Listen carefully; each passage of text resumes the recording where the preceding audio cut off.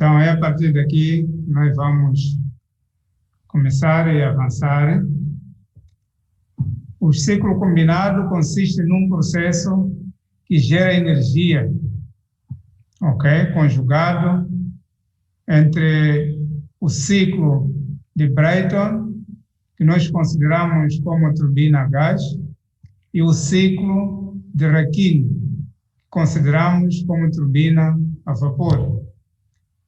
Neste caso, o calor recuperado dos gases de exaustão da turbina a gás é utilizado para acionar o ciclo a vapor, ok? E a maior recuperação do calor acontece combinando a geração de energia elétrica nas turbinas a gás e em turbinas a vapor. O que significa que esses dois ciclos combinados, nós geramos energia elétrica. E o processo é utilizar os gases, não é? Os gases de exaustão do Brayton para alimentar as turbinas de Rankine ou as turbinas a vapor. Então, este processo é cíclico, ok? Ela acontece, né, tendo a interpretação aqui deste gráfico ou desta figura, que vai claramente nos explicar como é que o processo ocorre. Aqui, no meu lado esquerdo, tenho ciclo de gás que é Brayton, ok? E no meu lado direito tenho o ciclo de Rankine, que é ciclo a vapor. O processo aqui, como nós dissemos anteriormente, reaproveitamos os gases de exaustão para realimentar ou para alimentar a turbina a vapor. Está aqui TV é turbina a vapor e TG é turbina a gás. Essa é a caldeira, ok? Temos aqui a caldeira, onde queima-se o ar, e da queima do ar há de haver aqui combustão. Portanto, essa é uma turbina a central ou uma turbina a gás, ok? Então, aqui precisa de ter uma câmara de queima, que é esta aqui, onde vem CC, é câmara de queima. Queima-se o combustível aqui e faz-se a combustão e depois temos, né, temos o vapor que entra na turbina a gás. Da turbina a gás pode sair para um gerador, que é para produzir energia, ou então temos vapores quentes que vão para a caldeira de recuperação. E na caldeira de recuperação temos duas saídas. Temos uma saída para gases de exaustão, que é aquilo que nós chamamos de chaminé, e temos uma saída de vapor, que é para acionar a turbina a vapor. Ok? Então, depois temos aqui o gerador para produzir energia. E na saída dessa turbina a vapor, temos aqui um condensador, onde se faz o resfriamento do vapor. O resfriamento do vapor passa para, não é? Passa para água, porque aqui ocorre a condensação. Então, da condensação nós vamos ter o líquido. Neste caso, o líquido é água.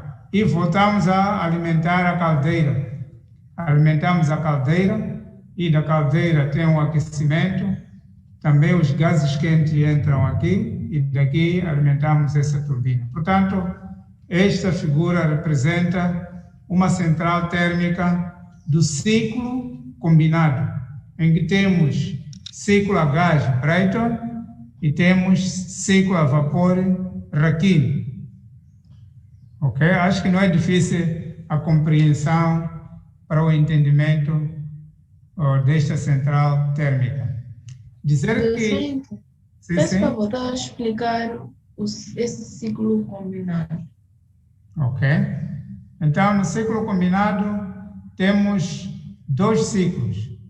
Temos o ciclo a gás, que é Brayton, temos o ciclo a vapor, que é Rankine. Ele começa a operar com o ciclo de Brayton, que é gás. Então, aqui nós temos o fluido que é gás. O gás é alimentado aqui na câmara, ok? Na câmara de queima ou na câmara de combustão. Está a ver? Tem combustível aqui. Então, o combustível entra aqui e é queimado. E é adicionado também ao ar, aqui, o ar quente. Então, entra o ar quente e entra o gás, vai ocorrer uma combustão para queimar. Então, havendo combustão, vai sair já através desse tubo. Este é um tubo de vapor de gás. Entra aqui o vapor de gás e vai acionar essa turbina. Então, na turbina, a gás, podemos ter energia, ok? Pode tirar energia, vamos produzir energia. E vamos ter aqui gases quentes.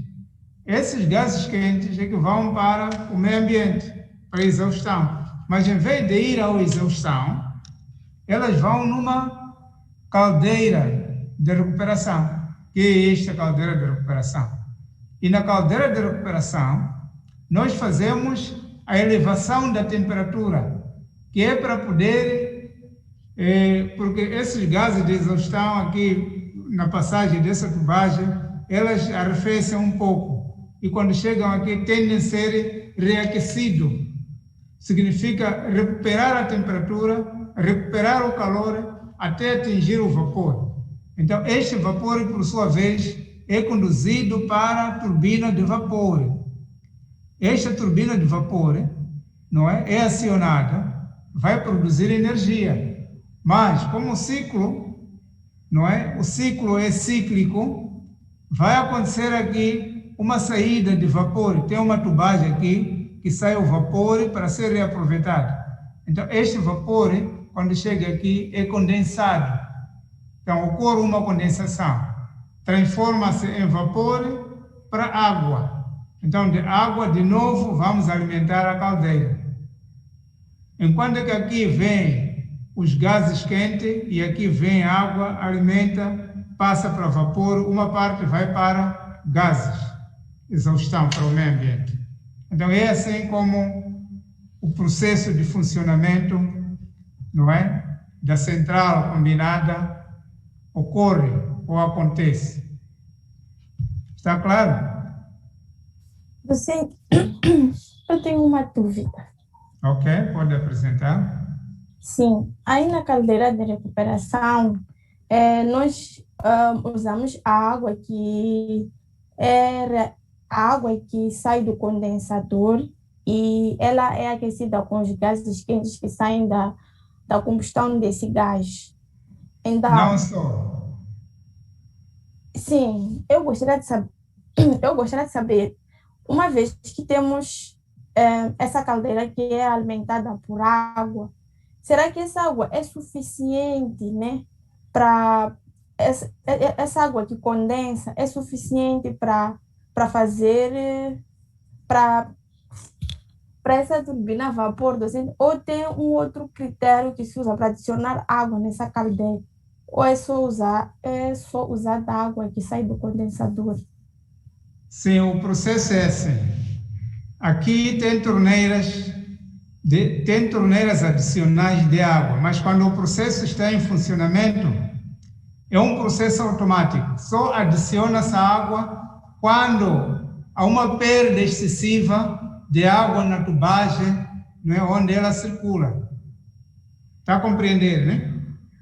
Tem uma tubagem que ela automaticamente pode abastecer a caldeira em caso de sentir que o processo, né, de água reduziu devido às perdas nas paredes e no calor, porque essa água perde-se. Por exemplo, se olhar para aqui, que há gases de exaustão, significa que também uma parte da água que se transforma em vapor, ela passa para exaustão. Significa que há perdas de água ali. Agora, o sistema vai funcionando. Essas torneiras estão ligadas à caldeira. Quando necessário, automaticamente pode-se adicionar a água e o sistema continua a funcionar. Por isso, é preciso perto ter-se um rio, ok? Ter-se um rio que é para poder colmatar esta situação. Então, há torneiras ligadas que automaticamente elas podem entrar em funcionamento, assim como podem não entrar, desde que sinta que o sistema está suficientemente abastecido pela água. Porque nós estamos a falar do vapor, sabe que o vapor, não é? É um aquecimento da água e passa por processos, e nesses processos há perdas. E se nós não realimentar, o que vai acontecer é que a água pode esgotar. E se a água esgotar, então não teremos capacidade suficiente para produzir o vapor capaz de pôr a turbina a vapor a funcionar. Já percebi, assim. Foi essa parte que eu queria entender. Foi boa pergunta. Foi boa pergunta. Sim. Um dos grandes problemas de centrais térmicas é a água. É preciso que haja água nas proximidades. E todas as centrais térmicas tendem a ser construídas nas zonas próximas do rio, que é para comatar esta situação. E uma das centrais térmicas de ciclo combinado, não é? É a central que está depois da brigada montada ou de brigada desmontada. Quando vocês saem da brigada desmontada, estão em direção à portagem da Matola, aquela que divide Maputo-Matola. Então, vocês estão na Maquinag, estão a descer, na descida mesmo, do lado direito, para quem está a ir a Matola, vocês veem uma estrutura enorme lá, que foi recentemente construída.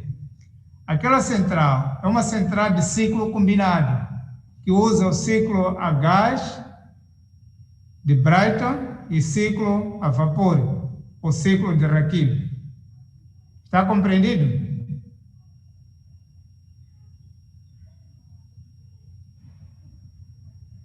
Estão a entender o que estou a falar? Sim. Sim.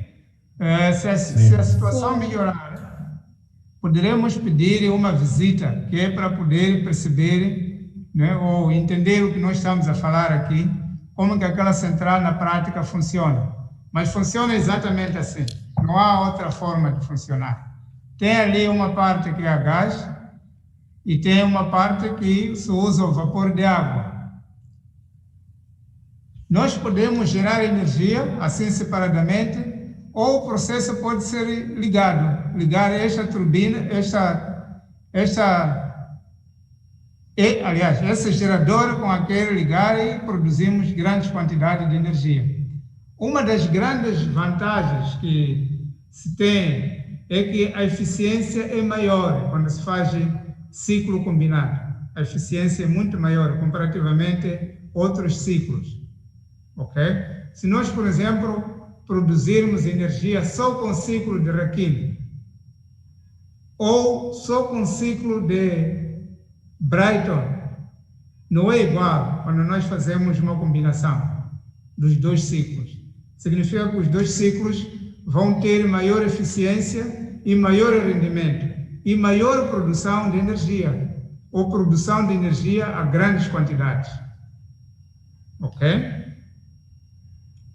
Então, aqui vamos falar dessa caldeira de recuperação.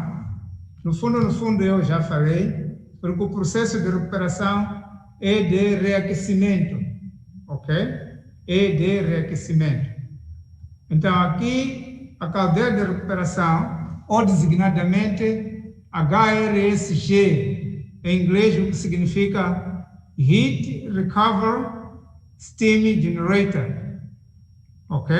De uma central de ciclo combinado, é o elemento de ligação entre as duas turbinas, entre turbina a gás e ciclo de vapor, ou turbina a vapor. Então, este é o elo de ligação. Okay? Para além de ter essa função de recuperar o calor perdido, não é? Então, há uma ligação entre eles. Basicamente, a caldeira é um conjunto de trocadores de calor em contracorrente. Aqui é devido às perdas que nós estamos a referir, que é composto por diversas secções. Então, a ver, tem aqui o superaquecedor, tem o evaporador, tem o economizador. Essas secções dizem respeito à composição da caldeira, ok?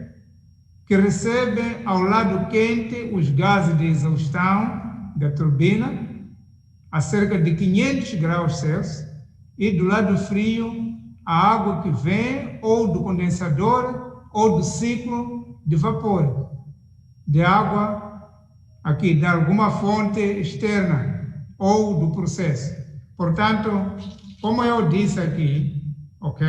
Aqui não está representado aqui na caldeira, certo? Não está representado. Existem fontes externas. Essas fontes só podem ser abertas quando se sente que aqui o sistema já não tem água suficiente, certo? Então, essas fontes introduzem água e a água vai ser aquecida. Então, temos aqui essa caldeira de recuperação, em que tem os equipamentos ou as secções, como falamos anteriormente. Temos essa tubagem, onde entra a água, pode ser água externa, da fonte externa, água da turbina, e também entram aqui gases, não é? Gases quentes.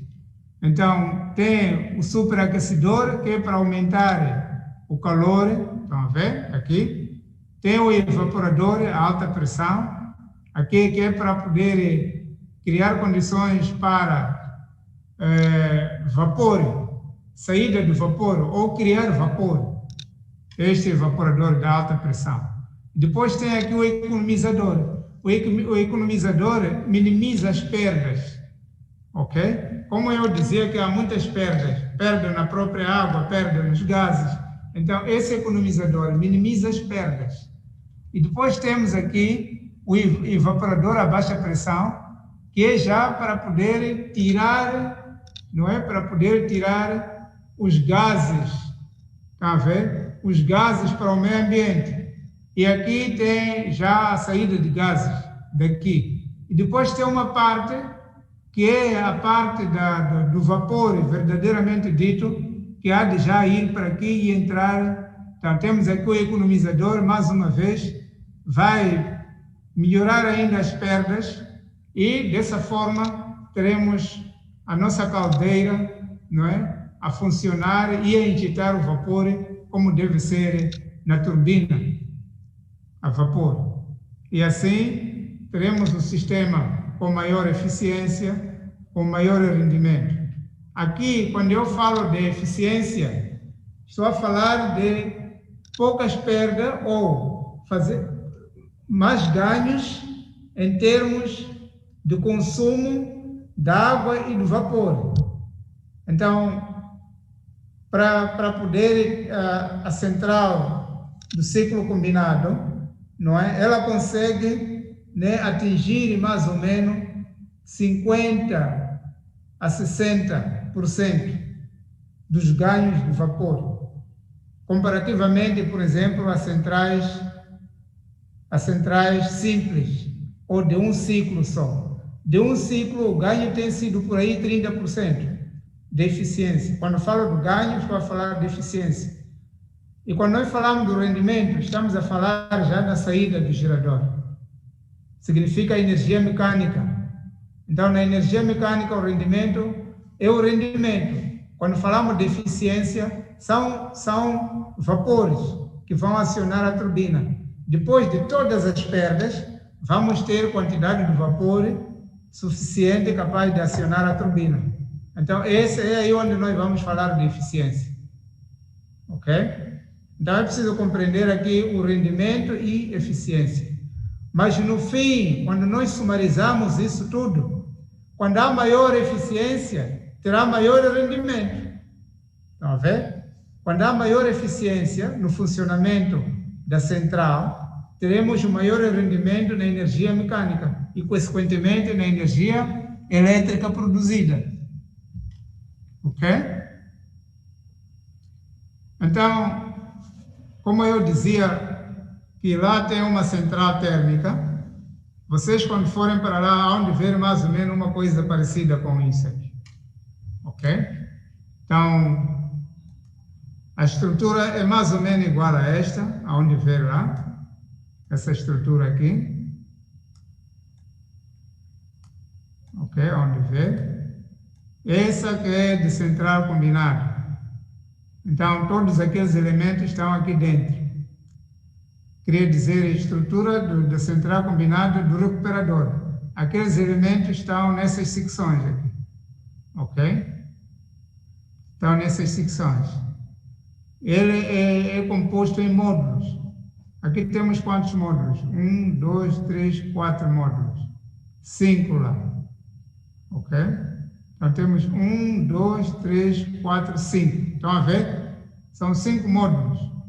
Então tem superaquecedor, está logo aqui na entrada. Está a ver? Tem essa boca do tubo que está aqui, que se vê aqui. É uma boca do tubo essa. Entra no superaquecedor. Estão a ver? Superaquecedor, que é este que está aqui. E depois passa para o evaporador, que é este que está aqui. Depois passa para o economizador, passa para este elemento que é o evaporador a baixa pressão. Depois temos o economizador a baixa pressão e no fim temos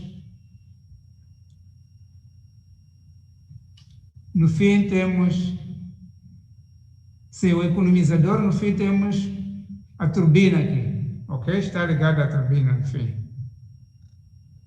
No fim está ligado à turbina, ok? Então é assim como funciona a caldeira de recuperação. E tem essa estrutura que mostra, né, como é que é feita na prática, né, a estrutura da caldeira de recuperação. O ciclo combinado da central termoelétrica, ela também é caracterizada por essas curvas, ok? Por essas curvas. Eu mandei uma aula prática para vocês. Aquela aula ela é acompanhada com esta aula teórica. Primeiro devem compreender aqui, teoricamente, depois é que vamos resolver a aula prática. Praticamente a aula prática é um resumo que eu fiz, que é acompanhado com esta aula teórica. Então, primeiro ler aqui, depois é que vamos resolver aquela aula prática, que tem exemplos, ok? Exemplos concretos da aplicação dos ciclos de Rakhine. Ok? Então, primeira curva aqui, delimitada, primeiro vou dizer assim que este gráfico, não é? Ela é temperatura em função da entropia. Ok? Essa é a entropia. Temperatura em função da entropia. E aqui dentro, nós temos este gráfico, que é representado por 1, 2, 3, 4. Depois podemos ir para aqui, 5, e volta para 1. Estão a ver? Esse gráfico representa ciclo a gás, que é ciclo de Brayton. Ok? Representa ciclo a gás. Todos os ciclos a gás são assim representados. Ok? Depois, o 5, aqui, o 9, 6, não, o 5, 6, 9, 8, não, é assim, começa aqui, 5, 6, 7, 8, 9. Então, este é o ciclo de Rakin, ok? E ela é delimitada aqui. Nós vamos, acompanhem o cursor aqui, estão a ver?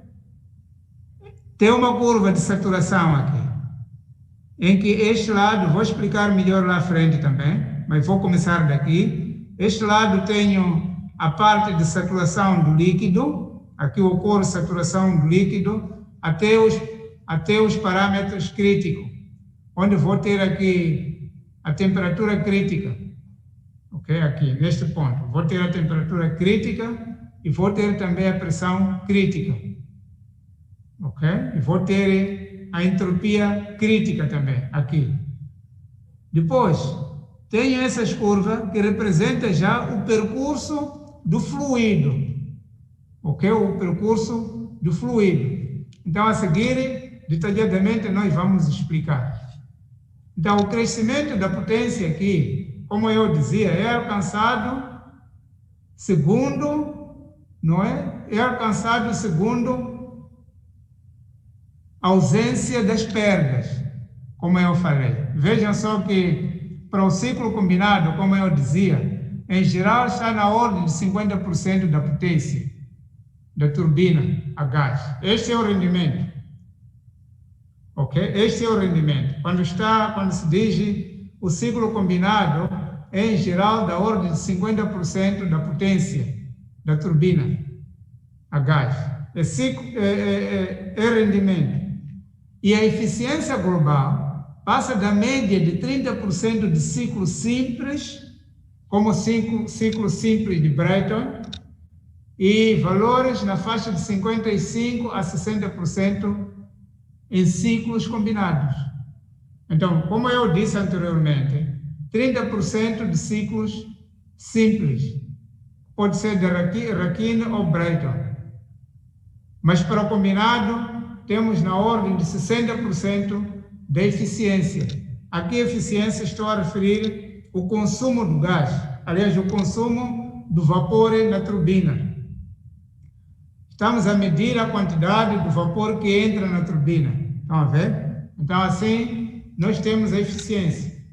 E o ciclo combinado aqui possui a elevada temperatura média de adição de calor.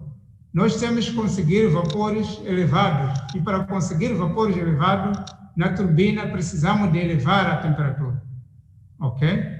Da turbina, a água e a baixa temperatura média de rejeição, por causa do condensador. Estão a ver, né? Então, eu tenho que conseguir vapores superaquecidos, aí tenho que aumentar a temperatura, ou então tem o recuperador do calor, que também faz essa injeção lá, não é? Tem lá uma resistência que vai reaquecer, por isso chamamos de recuperador. Depois temos a eficiência média maior que qualquer um dos ciclos teria individualmente, como foi dito lá em cima. Então, lá em cima falamos disso, ok? Então, como eu disse, nesses centrais combinados, eles têm alto rendimento. Agora, vamos ver a potência e a energia produzida. Esse que é o interesse. E a potência gerada e a energia produzida em uma central termoelétrica depende de vários fatores que nós podemos destacar aqui, ok? Na prática temos a pressão e a temperatura, ok? Nós dissemos naquelas aulas das leis de termodinâmica que os elementos ou os parâmetros ou as propriedades que são manipuladas para a produção de energia é a pressão e a temperatura. Então, se nós manipulamos essas propriedades, conseguimos produzir energia. Então, é necessário que nós olhemos para a relação não linear desses parâmetros? Sim? Alguém quer falar?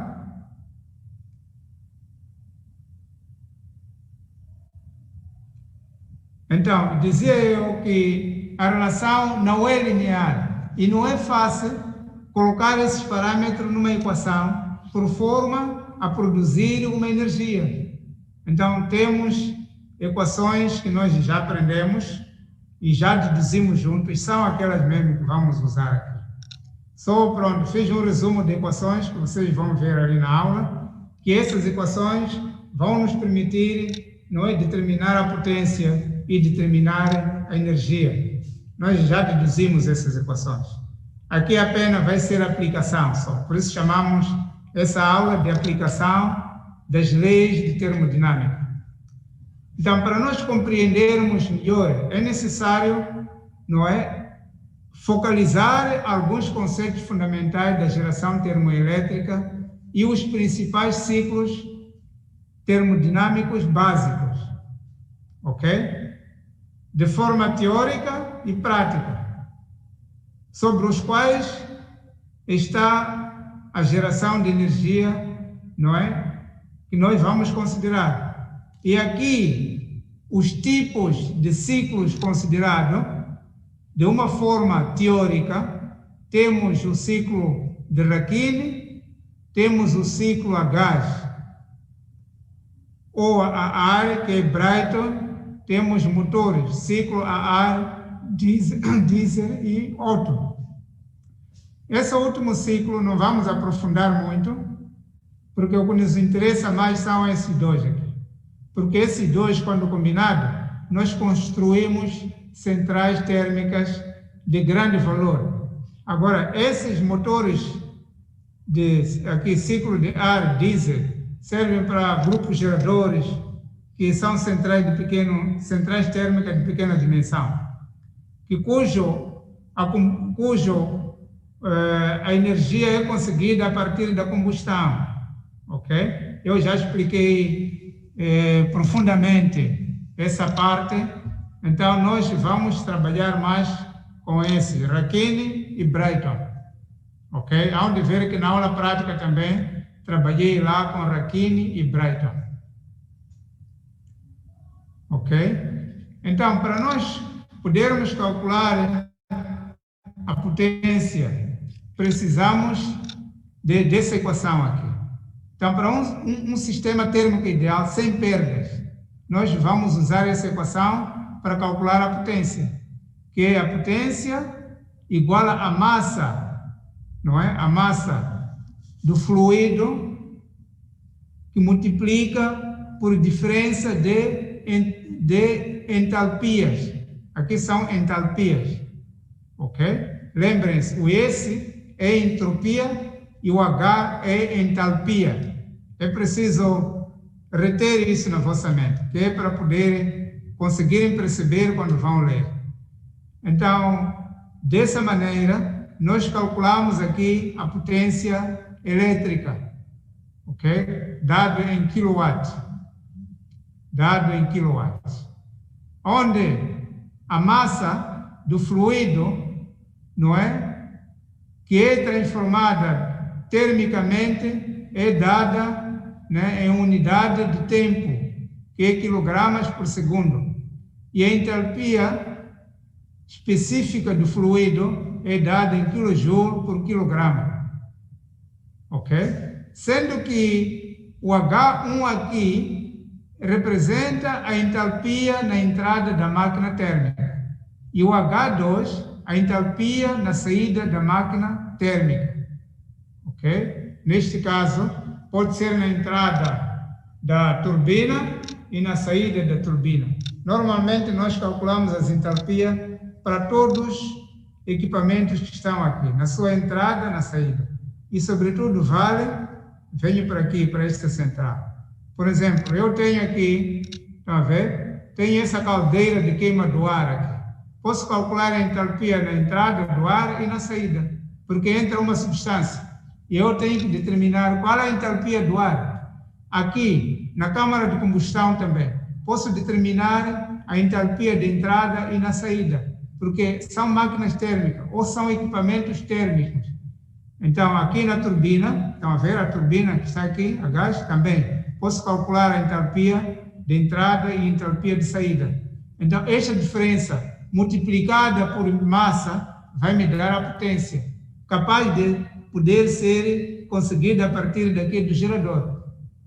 Ok? Docente, Ok?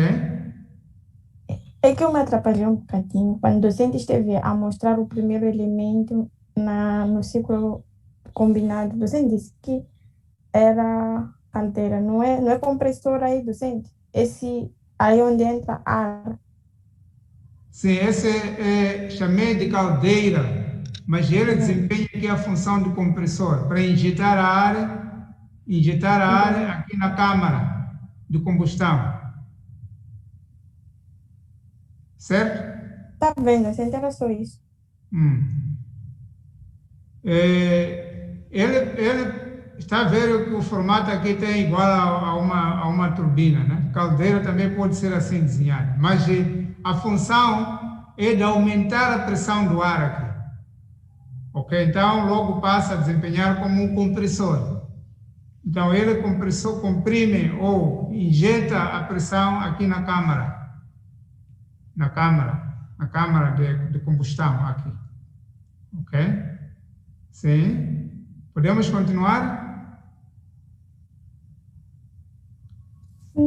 Sim. Ok.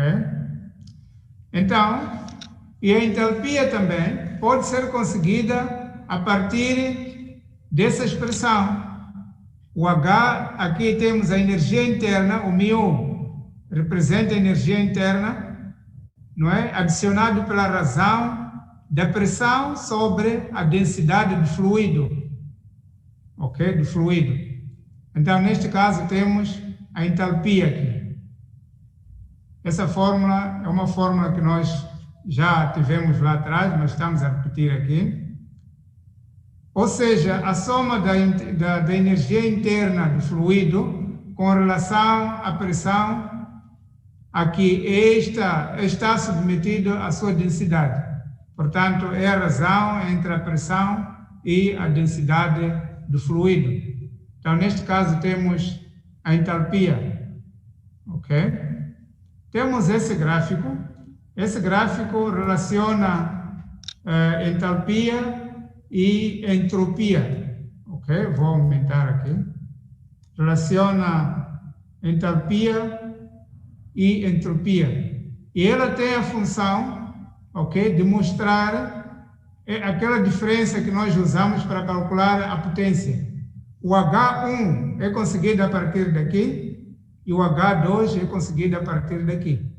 Temos também a expressão a seguir, que é esta aqui, ok? Nós podemos calcular o rendimento tendo em conta a potência, ok? Tendo em conta a potência útil, essa aqui é potência útil, essa é a potência disponível. Estão a ver? Como as massas são iguais, nós simplificamos as massas aqui. Então, a razão da potência útil ou real sobre a potência disponível, que é instalada na turbina, então vamos ter o rendimento. Então, essas diferenças de entalpias são justificadas a partir desta figura. Então, temos a entalpia 1 na potência real sobre a entalpia menos entalpia 2 linhas, entalpia sobre entalpia 1 menos entalpia 2 linhas. Portanto, tenho 2 linhas, 2 linhas. E vou ter aqui o rendimento. Estão a ver? Entalpia 1 igual a, estão a ver? Igual a entalpia 2 linhas e entalpia 1 menos entalpia 2. Então, assim tenho o rendimento e daí já posso calcular a energia, não é? A potência útil.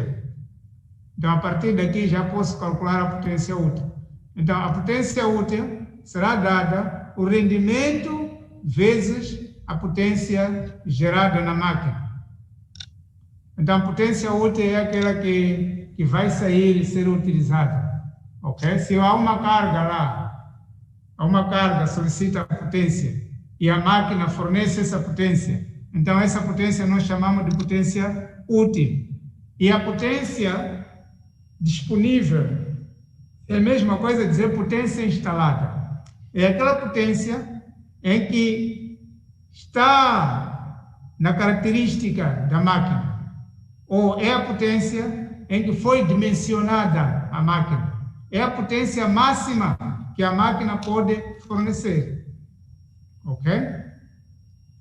Então, essa expressão vai nos ajudar a determinar, né, a potência de energia necessária em kilowatt. Ok? A potência em kilowatt. Então, aqui nós já temos na saída já do gerador, e aí vocês estão a fornecer energia aos consumidores. Estão a produzir energia através de central térmica. É esta fórmula, não há outra. A partir desta já podemos deduzir várias fórmulas, calcular energia, calcular vários parâmetros relacionados com a energia. Mas o nosso objetivo é produzir energia. E no fim nós vamos ter uma potência. E essa potência que vai determinar a energia. Ok? Qual é a unidade da energia? Já agora, vocês prepararam aquela matéria lá, com todas as unidades. Qual é a unidade de energia? Como é que nós designamos energia em termos de unidade? Joule. Joule. E energia elétrica? Joule é a fórmula geral de designação de energia. E a energia elétrica, como é que nós podemos designar? Joule segundo.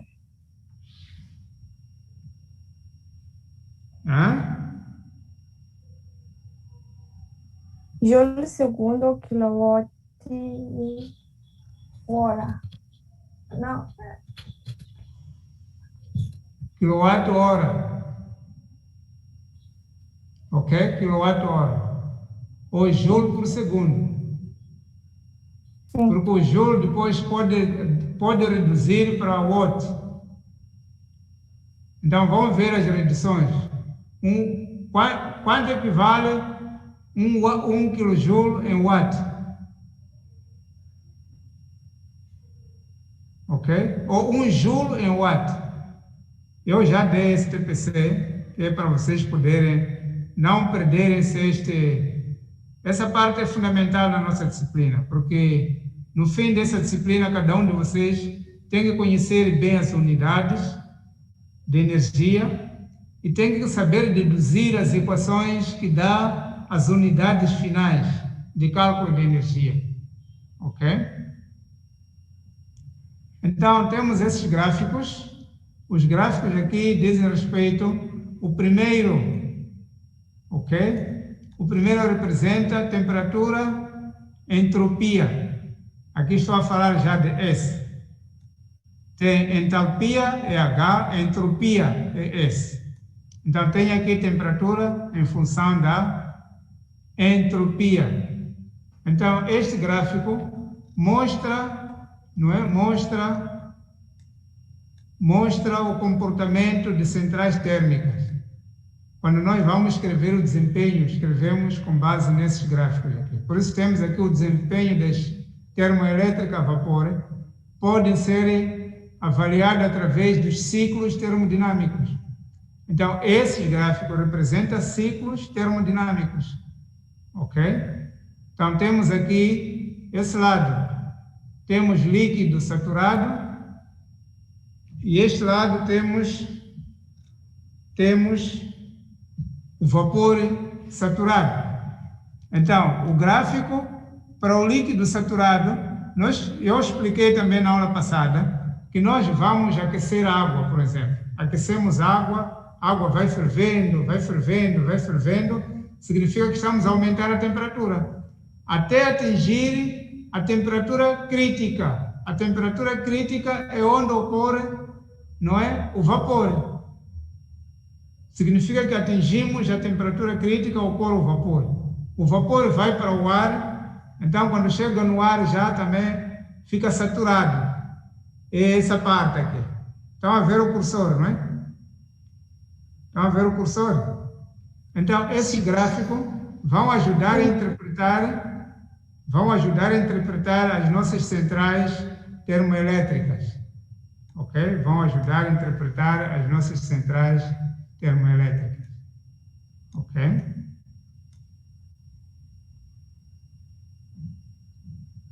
Deixa eu voltar. Ok.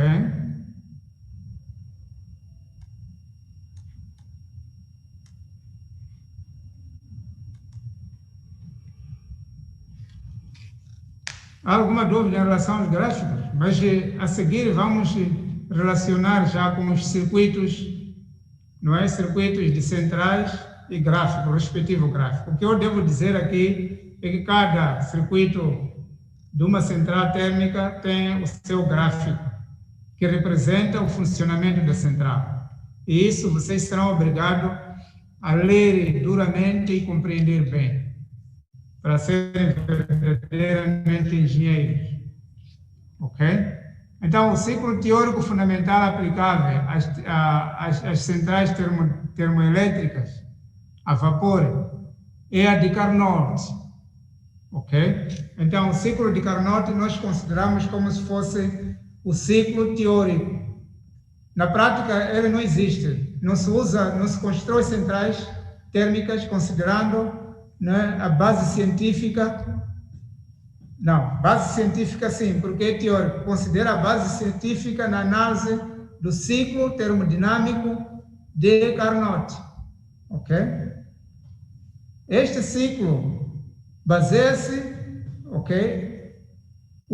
Este ciclo baseia-se essencialmente na teoria. Agora, na prática, é que nós vamos usar o Rankine. Ok? O Rankine, que é o ciclo a vapor. O Rankine que é usado na prática. Por isso, na central de combinação, ou de combinado, combinamos Brayton e Rankine. Ok? E as principais relações deste último ciclo com uma central termoelétrica a vapor são apresentadas, né, a seguir para os sistemas sem e com superaquecimento do vapor. Nós podemos ver aqui.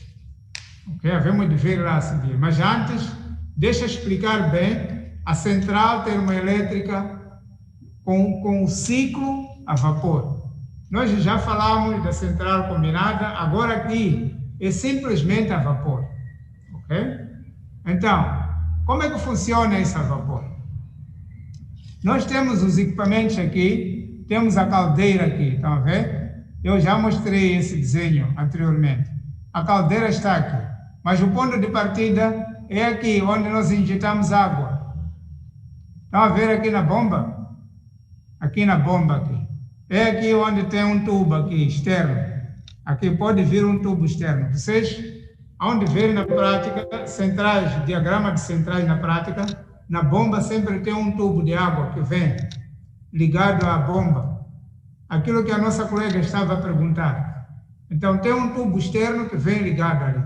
E tem também um tubo que vem, não é, da turbina ou do condensador. Então, neste modo, nós vamos ter aqui a água entrar na bomba. E essa água depois vai ser injetada na turbina ou vai abastecer a turbina. A turbina vai ser abastecida e é aqui na turbina, não é? Aliás, não é turbina, queria dizer caldeira. É aqui na caldeira, porque a caldeira está a ser aquecida.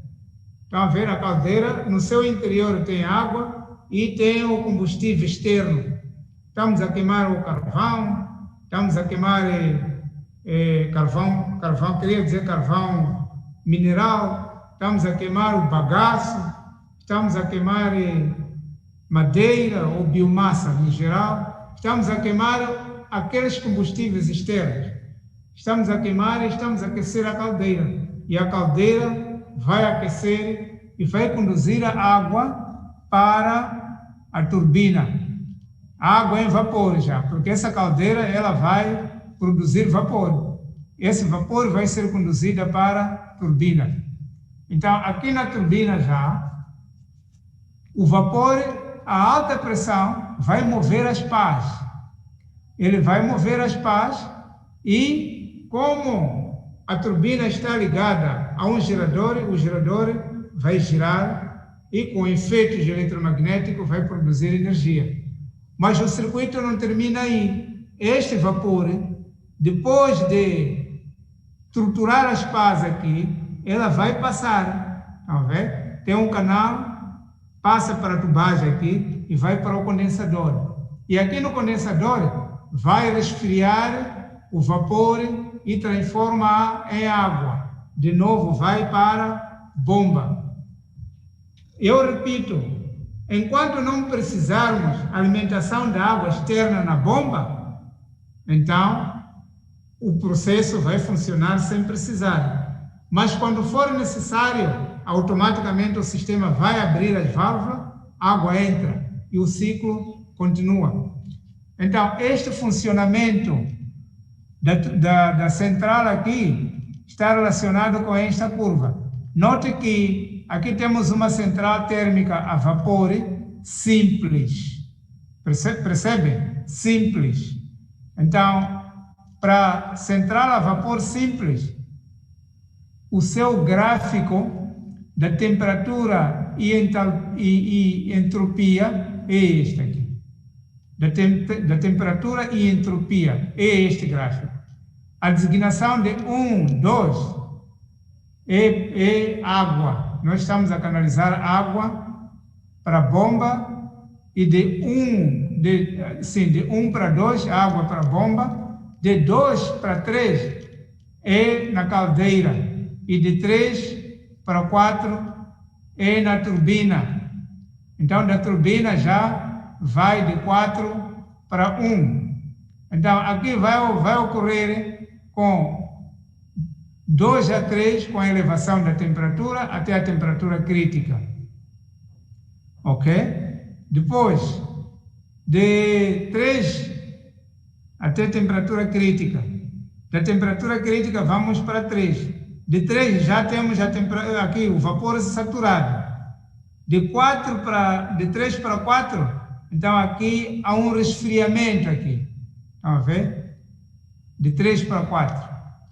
Não. De 3 para 4 tem turbina. E na turbina, como o fluido aqui, não é? Ele faz trabalho, então vai diminuir a sua quantidade de energia com a redução da temperatura.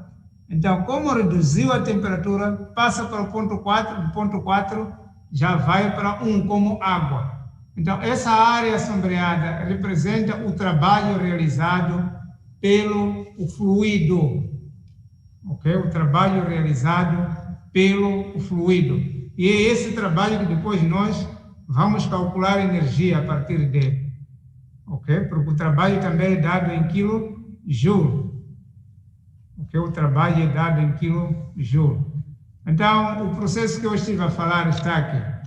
Tem 2, bombeamento adiabático, significa a calor constante ou quantidade de energia constante, reversível.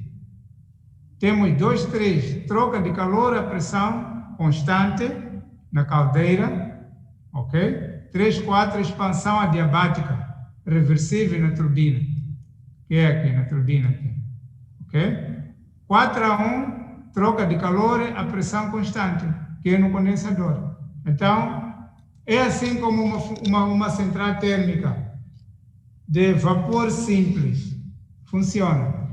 Simples, porque tem vapor também complexo. Tem vapor com reaquecimento, tem vapor com superaquecimento, que nós vamos ver a seguir. Ok?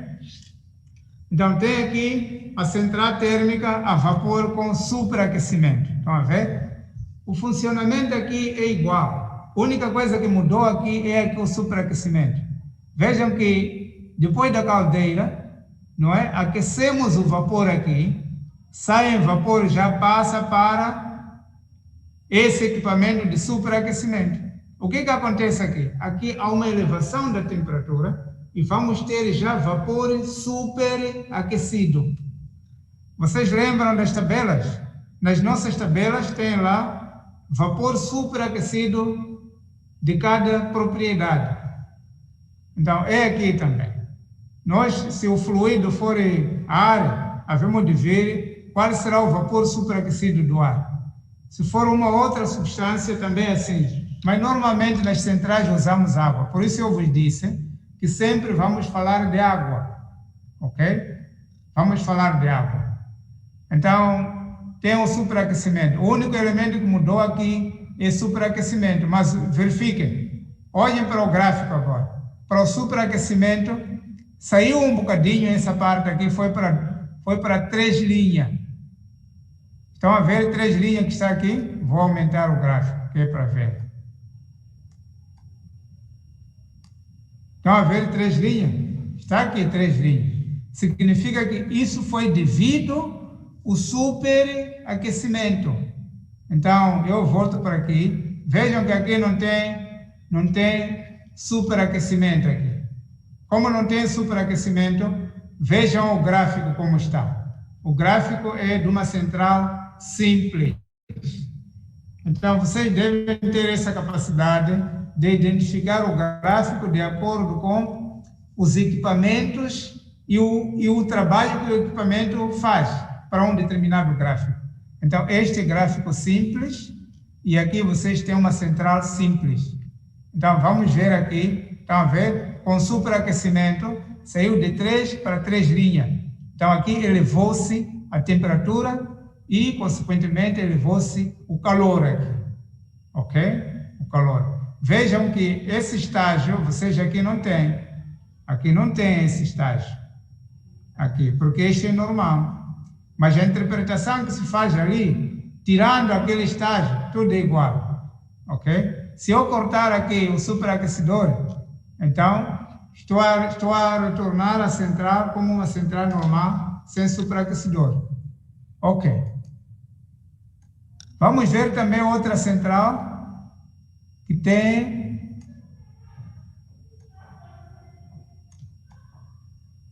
que devolver isto. Ok. Então,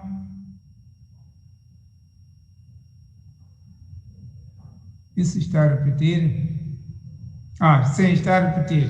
Está a repetir porque a interpretação que eu estava a falar é esta aqui, que é igualzinha. A única diferença é essa parte aqui. Vocês podem depois ler isso e perceber perfeitamente. Ok? Então, o ciclo de Rankine é o escolhido como o ideal. Ok? Ideal representativo da central térmica a vapor. Como eu disse, para o ciclo de Carnot, é o ciclo teórico, para centrais teóricas. Na prática, nunca se fabrica ou nunca se constrói centrais térmicas tendo em conta o ciclo de Carnot. Mas usa-se a teoria de Carnot para construir central térmica do ciclo de Rankine. Ok?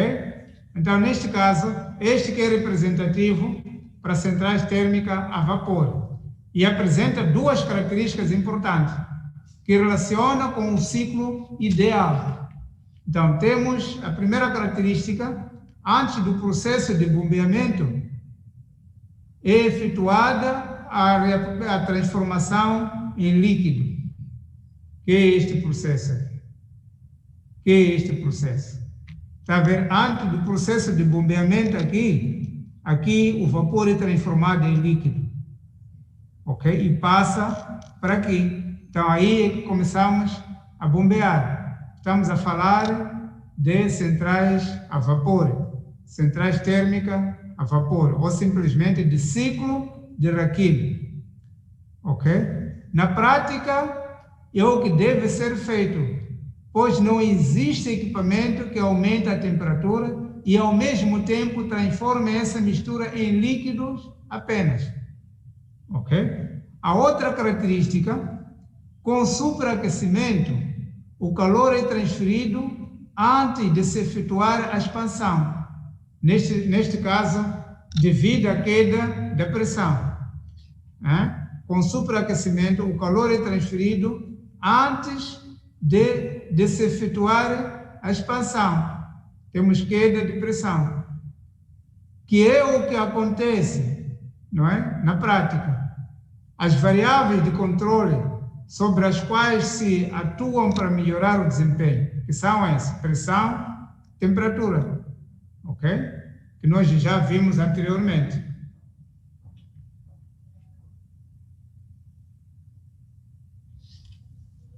Mas tudo aquilo que acontece com essas duas características tem efeitos. Um dos efeitos é o aumento da temperatura na entrada da turbina, devido ao superaquecimento. Ok? Quando aumenta a temperatura na entrada da turbina, temos lá o superaquecimento. Conforme aumenta o rendimento, aumenta também o título. Aqui, quando nós falamos do título, estamos a falar de eficiência. Ok? Estamos a falar de eficiência. Aumenta também o título, percentagem de água no estado gasoso. Ok? Do vapor na saída da turbina, e é necessário que haja cuidados a ter em conta, que é para não danificar os equipamentos, porque sabem, com altas temperaturas, o equipamento pode não suportar. Então, esse processo, não é? Este processo do aumento da temperatura tem que ser controlado. Não é só aumentar, pode estourar o equipamento, porque sabem que o equipamento tem o ponto de fusão. O equipamento pode fundir. E se fundir, então, a central morre, desaparece. Então, é necessário garantir que todos os equipamentos, aqueles que são atingidos com altos calores, então, tenhamos cuidado com o aumento da temperatura. Então, tem também outro efeito a considerar: o aumento da pressão máxima do vapor e, consequentemente, o aumento na temperatura. Então, nesse caso, o trabalho líquido tende a permanecer o mesmo e o calor rejeitado diminui, aumentando o rendimento. Okay? Aqui há vantagem e desvantagem. Okay? A única vantagem é esse do aumento excessivo de temperatura, mas tem aqui para o calor rejeitado e depois temos o aumento do rendimento. Então, esta figura ou este gráfico é o gráfico que nós relacionamos aqui, que é este dessa central com superaquecimento. Resumindo, com o superaquecimento tem efeitos, não é? Tem efeitos negativos, que é o aumento excessivo da temperatura. E quando há aumento excessivo da temperatura, nós temos que fazer o controle desse aumento. Não podemos, né, deixar o equipamento fazer o aumento até estourar o equipamento. Então, isso dimensiona-se. É uma das grandes preocupações dos projetistas de centrais térmicas, garantir que o aumento de temperatura seja controlado. Ok?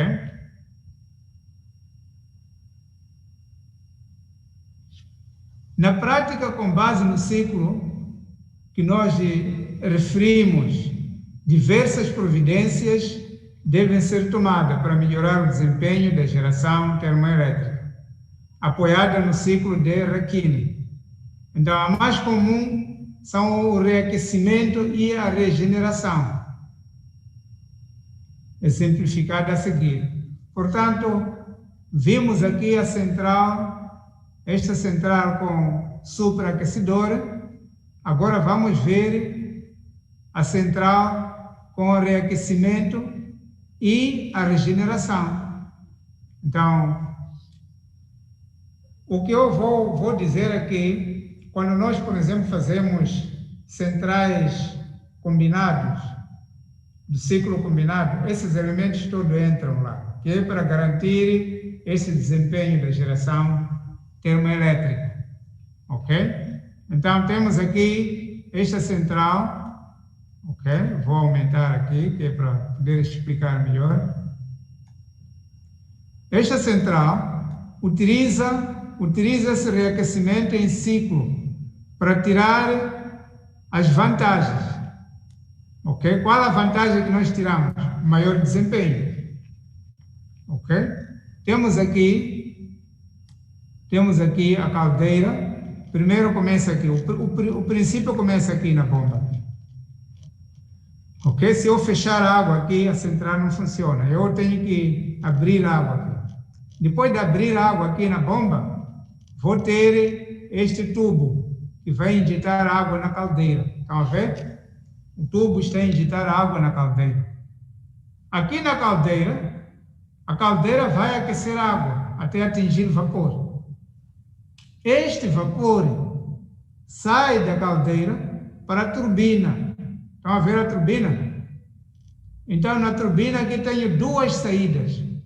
Há uma saída do vapor, aqui sai o vapor, para o reaquecedor. Este é o reaquecedor, que está dentro da turbina. Vai para o reaquecedor. Depois do reaquecedor, vai aumentar aqui, vai aumentar o vapor. Então, o vapor sai. Vejam só que agora o vapor também já vai sair com este 5, a tubagem 5.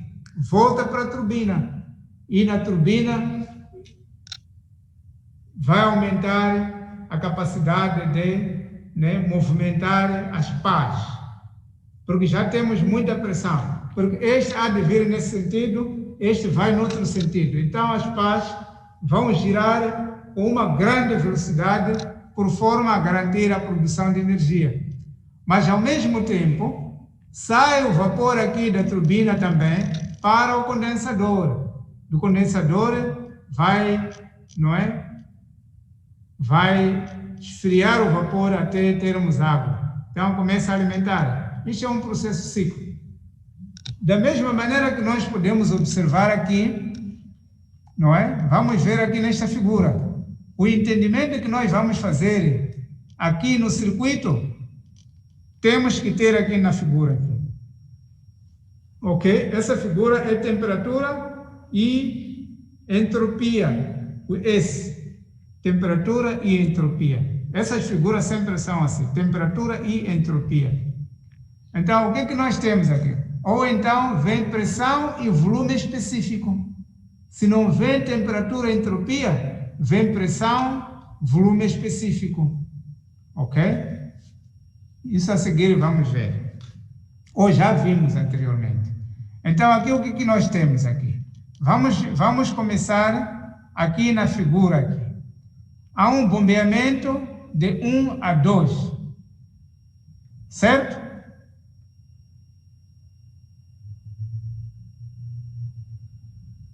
Compreende? Sim, docente. Sim, há um bombeamento de água aqui. Aqui a água pode ser também fonte externa. Mais uma vez, estou a responder à pergunta da nossa colega. Pode ser também fonte externa. Tem tubos que vêm ligar aqui na bomba. Com válvula, evidentemente, válvulas eletrônicas. Ok? Então, de 1 a 2, ocorre aqui de forma adiabática até ponto 3, o aumento da temperatura.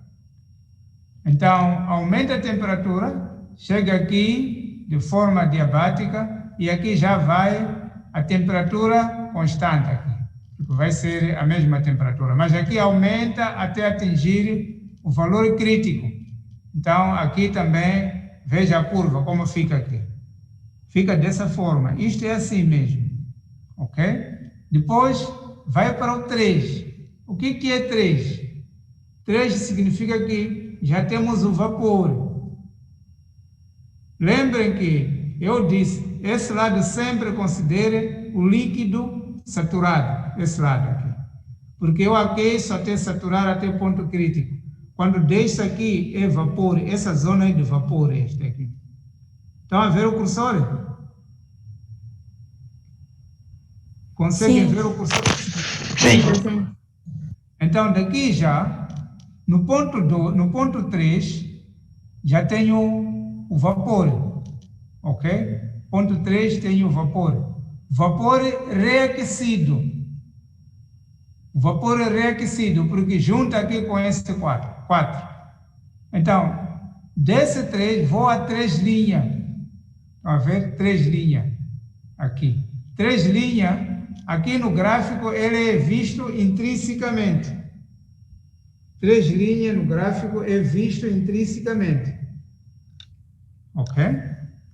Então, daqui já, de 3, vai para o 4. Estão a ver o 4? Então, o 4 é o vapor que sai para o reaquecimento. Está aqui. Daqui do 4, vai para o 5. No 5 é um vapor reaquecido. Volta para a turbina. Que é aqui. Estão a ver, reaquecido sempre tem que ser desse lado, aqui, em cima do vapor saturado. É reaquecido. Depois de reaquecido, também vai para o 6. 6 já é o condensador. Do condensador vai para 1. De 1 é água. A água vai para a bomba, assim sucessivamente. Agora, todos os processos térmicos, interpretação, estão aqui. Estão a ver? Estão aqui. São esses processos aqui. Não diferem desse. Agora, o que eu posso fazer, o que eu posso explicar aqui, em termos de pontos que apareceram, daqui, vejam só, daqui para aqui é reaquecimento, né, de forma adiabática. Simplesmente aumenta a temperatura, mas a quantidade de calor é igual, é constante. Daqui também para aqui é adiabático, porque é o mesmo processo. Significa que, porque o nosso objetivo é manter quantidade de calor. Aquele calor do vapor tem que ser aquele. Perdeu-se, então nós aumentamos o calor. Ficou o vapor superaquecido. Ficou o vapor com aquele calor. A única diferença é essa. Agora, daqui para aqui é a mesma coisa, é condensação. Certo? Espero que não estejam a ficar confuso. Se há confusão, apresente agora dúvida, que é para eu esclarecer. Ok? Então, esta é a central de ciclo a vapor com reaquecimento. Agora, vamos ver central a vapor com regeneração. Estão a ver? Central térmica a vapor com regeneração. Note que aqui agora temos também o circuito da central com o respectivo gráfico. O circuito da central com o respectivo gráfico. Então, aqui temos agora, vejam a composição. Temos a bomba está aqui, estão a ver? A bomba está aqui. A bomba agora não injeta água na caldeira. Injeta água diretamente na turbina. E na turbina lá a água é aquecida. Estão a ver? E depois, o calor aqui é regenerado. Aqui, quando nós falamos de recuperação, reaquecimento, significa o objetivo é manter o calor que nós trazíamos do vapor. Então aqui nós aquecemos, não é? Regeneramos aqui, passa para aqui, para a caldeira. Caldeira é aquecido, então fica vapor. Do vapor vai para a turbina. De turbina vai para o condensador. Do condensador vai para a água. Da água vai para a regeneração. E ao mesmo tempo aqui encontra-se o vapor e a regeneração. E a água. Vapor e água. Depois passa para aqui. Estão a ver? Assim sucessivamente. E a mesma interpretação podem fazer neste gráfico. De 1 para 2 é água, sempre olhando para esse espaço aqui. Estão a ver? Olhando para esse. São esses. Porque este é central a vapor. O objetivo é manter adiabático, manter calor igual. O vapor tem que ter um calor igual. Quando vai à turbina, tem que ter aquele calor. Ok? Então, aqui, estão a ver? Aqui, não é? Sai daqui para 2, é bombagem de água, mas bomba diretamente para a turbina. De 2 a 3, de 2 a 3 está aqui. Então, 3 já vai para a caldeira. De caldeira vai para 4. O 4 é aqui. Estão a ver? Aqui, o ponto 4 coincide exatamente na linha de saturação do vapor. Ok? Significa que estamos dentro de quantidade de calor igual. Então, neste caso, de 4 volta para a turbina, que vai para aqui para 5, de 5 vai para 1. Ok? Agora, os outros pontos, 5 linhas, são pontos que aparecem naturalmente. Ok? São pontos que aparecem naturalmente. Então, esta é a central a vapor com regeneração. Ok? A central a vapor com regeneração. E quero que todo mundo saiba explicar, não decorar, mas olhando para isso, perceber o que significa isso, explicar claramente esta central. Só assim que vão perceber. Então, temos aqui o ciclo a vapor com reaquecimento e regeneração, sim. Então, quer dizer que a regeneração ocorre na própria turbina, segundo o esquema que foi aí mostrado. Exatamente. Exatamente isso. Tá bem. Docente, quando falam do processo adiabático que ocorre, estão a querer dizer que nesse processo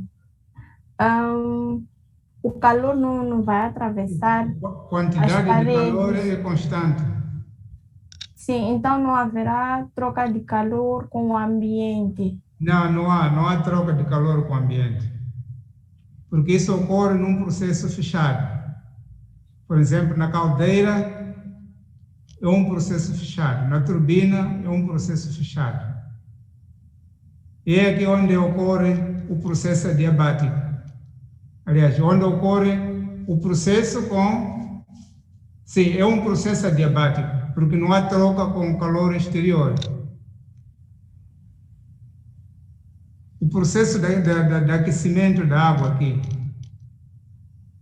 o processo de aquecimento da água, não há troca com... Porque aqui aquece-se, veja só que aquece-se a caldeira, e a caldeira só pelas suas membranas interiores, ela já aquece. Já não tira o calor mais para fora. Ele conserva aquele calor, mas onde vai ocorrer o problema? É na tubagem. Na tubagem é que pode haver mudança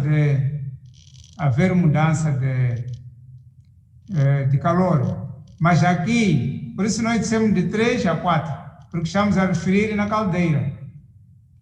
4 a 5, estamos a referir na turbina.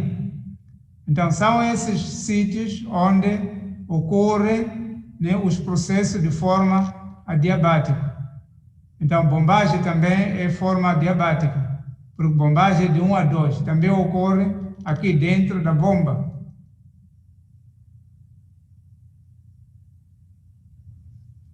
Veja só, 3, 2 a 3, 2 a 3. Aqui é a pressão constante. Aqui. Não, tudo que é adiabático está aqui, 3 a 4. 3 a 4, aqui dentro. Expansão adiabática significa quantidade de calor igual, ou calor constante, ou quantidade de calor constante. Está percebido? Ok? Então, podemos avançar. Está percebido aqui também? Sim. Ok.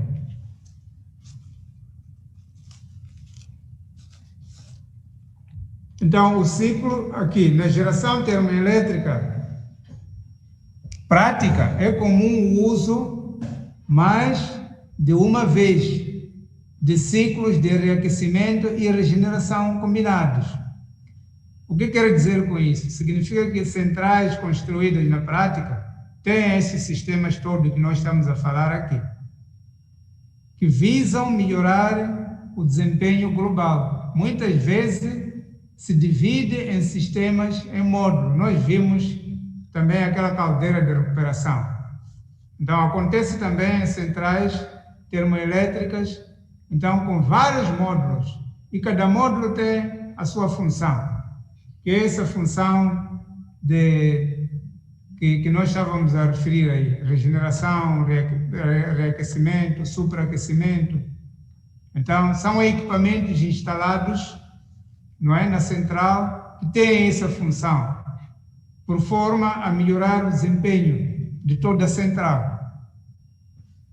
Ok? Então, por isso, nós dissemos aqui, né? Dissemos aqui, por exemplo, utilizando-se turbinas a alta pressão, expandindo o vapor até média pressão, em cascata com turbinas de média pressão.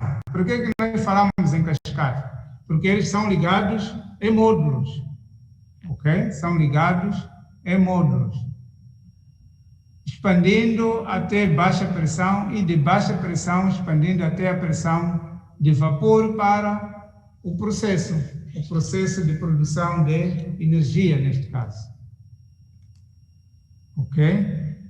Então, nos ciclos reais, deve ser considerada perdas.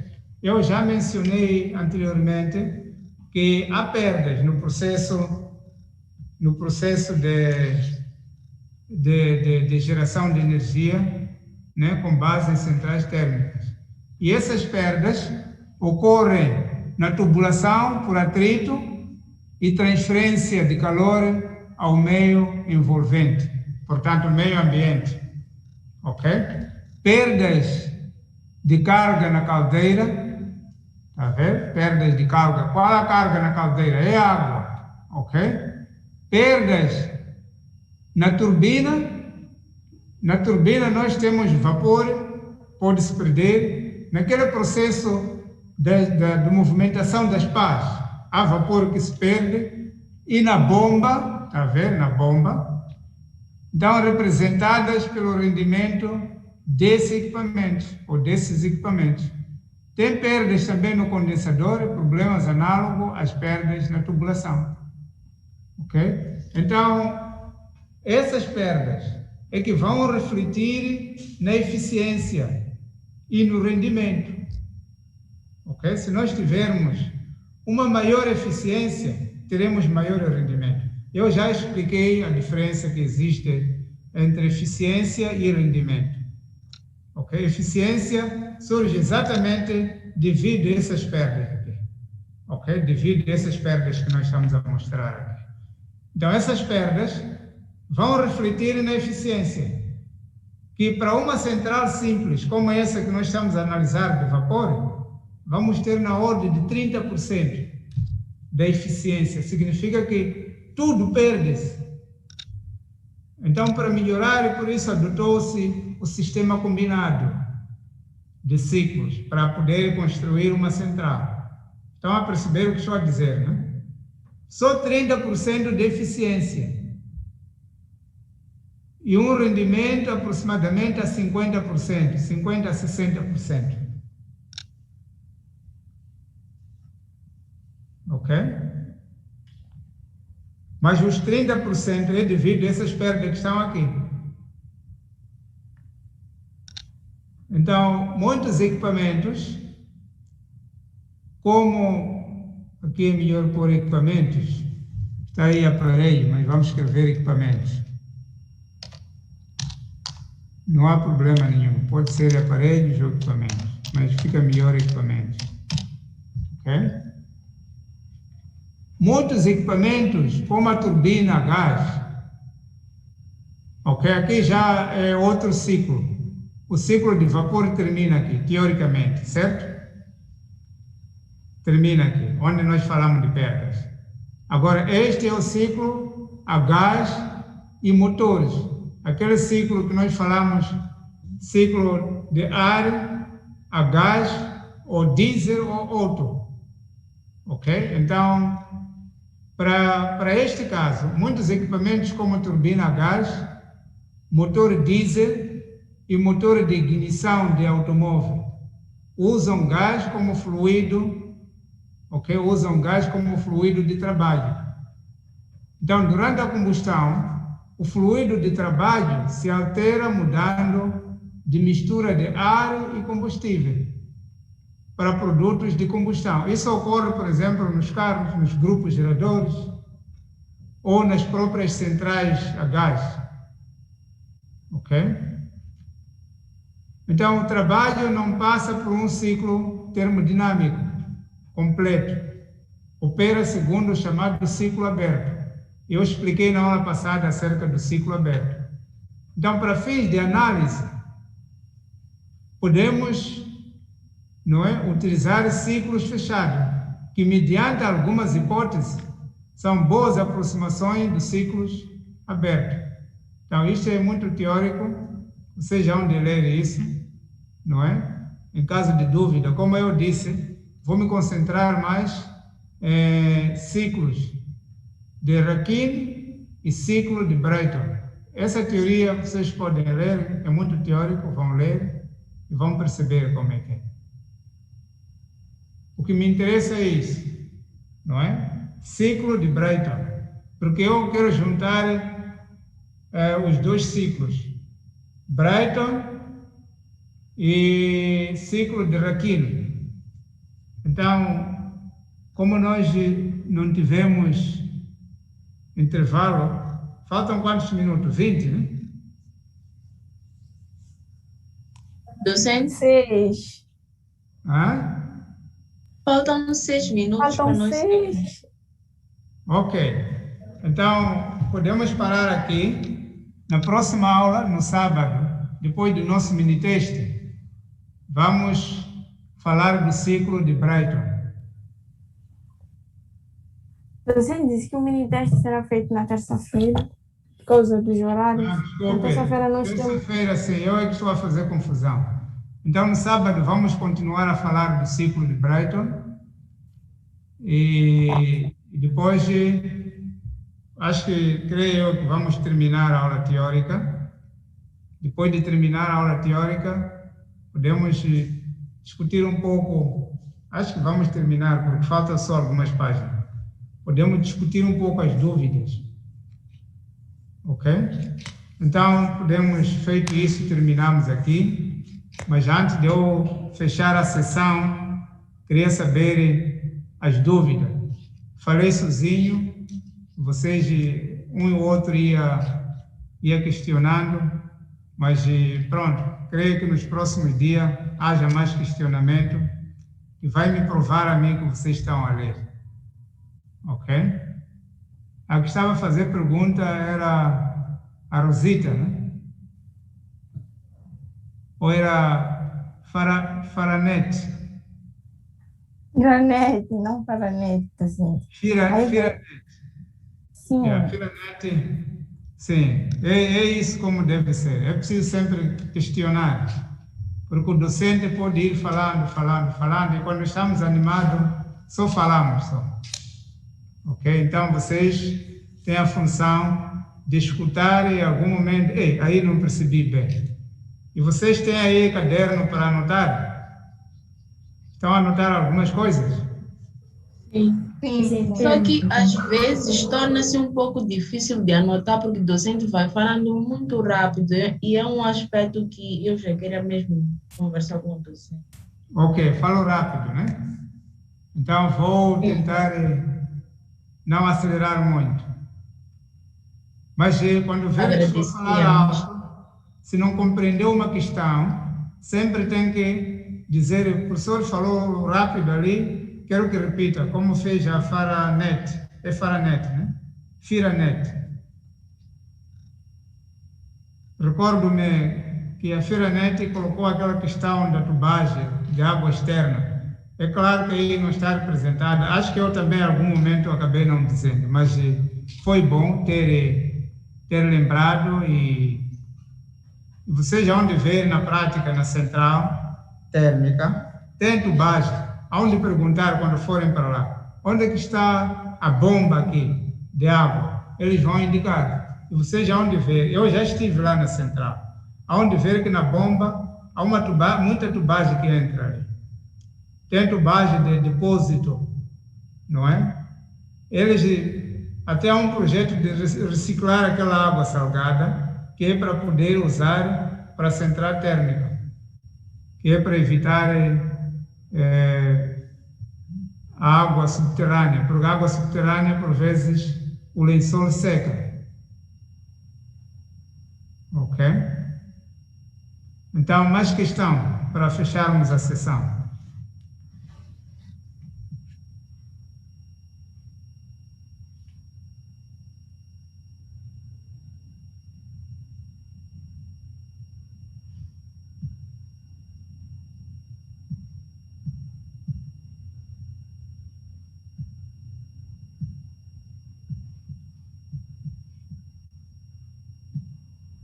Podemos Acho fechar que a não sessão? há, assim.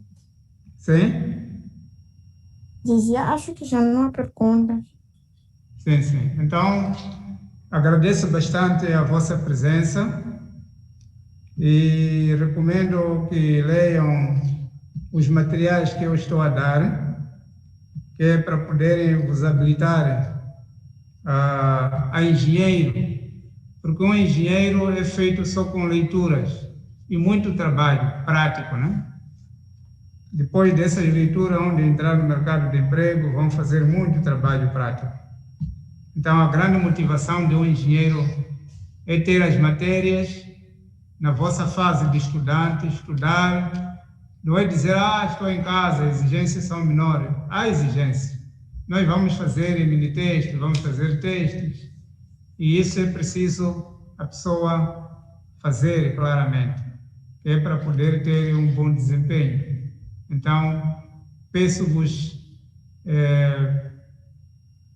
fortemente que estudem com muita coragem, determinação. Ok. Muito obrigado. Bom descanso para vocês. Até sábado.